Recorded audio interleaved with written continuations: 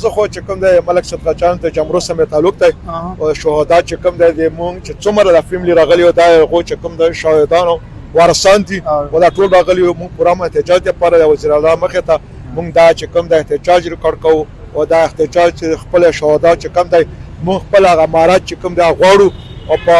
په صحیح طریقه باندې غواړو په امن طریقه باندې ځکه غواړو چې څنګه کې پولیسو ته چې کوم دی دا امارات میلاو شوي دي او هر شی ته میلاو شوی دی داسې زموږ د ضلع خیبر پولیسو محاط جوړیږي چې موږ ته میلاو شي ځکه په قول دا چې وزیر اعلی خو د موږ خپل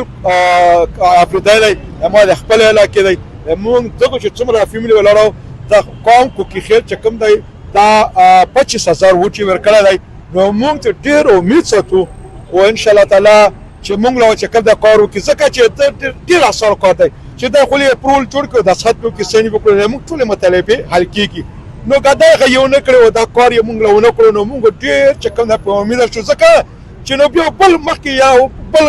چې مناقره شي چیف منسټر راشي یا بل راشي چې یاره تاسو خپل علاقې وزیر اعلی راغلی و نو تاسو په هغه کې چې کوم دی ونه کړو زه څنګه له وکړم نو هسې پېغور ته موږ جوړې کړو نو ډېره ښه موقع راغلې ده او ډېر ښه هغه راغلي او په کار چې اوس موږ ته په چینل باندې دا خوښ ته کوو چې موږ له ملاقات یې وکړي چې موږ سره خپل پرزونه او خپل مطالبې پیش کړو تاسو وزیر اعلی ته وزیر اعلی ته هغه نوټس کې راوستې وه هغه نوټس کې زموږ چې کوم کامبینر ته موږ کمیټې دا سینیئر نایب صدر چیرمن چې کوم دی رانشاد شو سردار حاجي شو هغه والا وزي والا وستا پرویز حاجي شو وستا چې کوم دا ټول تقریبا 10 کسان یو وخت وه تقریبا دومره ستینونه او چات پریډونه یې په وکړه چې مسقطانو پرې و یو بل څه کې تاسو خپل تعارف وکړئ تاسو څه نوم دی او دا څه حوالې سره احتجاج دی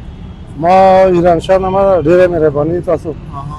مونږ مطالبه د ما زوی شهید شوی دغه ټولو چا ورور چا زوی دا شهید شوي او څو کاله وشول چې مونږ احتجاج کوو مونږ ډي چوک پورې ورسېدو کم ځای کې مونږ احتجاج وکړو خو حکومت زموږ خبره نه اوري څه غواړئ تاسو مطالبه سره مونږ ته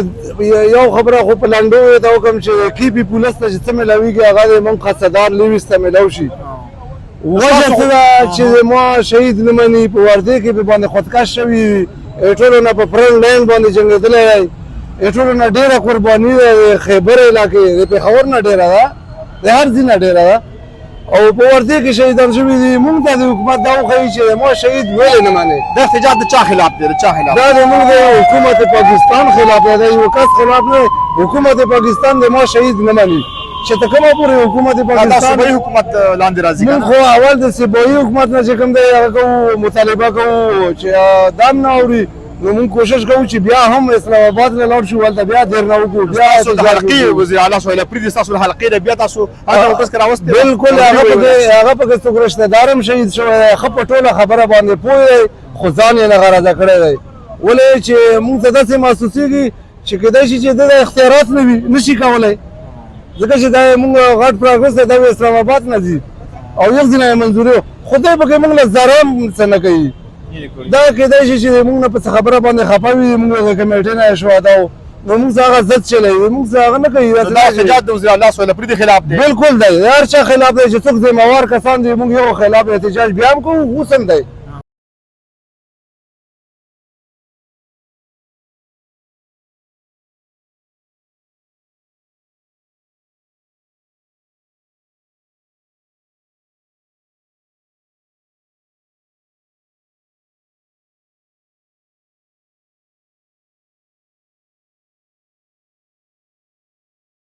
کہا کہ وزیر اعلیٰ